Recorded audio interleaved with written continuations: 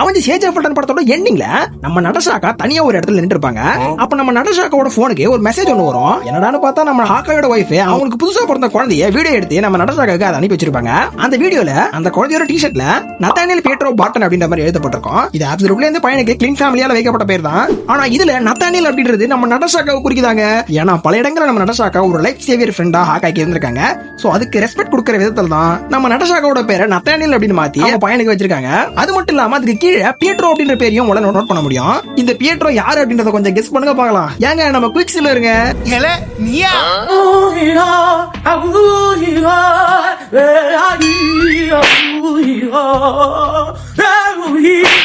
நம்ம ஹாக்காயை காப்பாத்துறதுக்காக அவர் மேல புல்லட் எல்லாம் வாங்கி ஊத்தியாகம் பண்ணாரு. சாகாமலேயே அவரை காப்பாத்திருக்கலாம். பட் எனிவேஸ் ஹாக்காய்க்காக அவரோட உயிரிய தியாகம் பண்ண அந்த மனுஷனுக்கு மரியாதை செலுத்தும் விதத்துல தான் அவரோட பேரையுமே ஹாக்காய் அவரோட பையனுக்கு வச்சிருக்காப்ல. ஒரு சின்ன சட்டைக்குள்ள எவ்வளவு டீட்டெயில்ஸ் சொல்லி வச்சிருக்காங்க.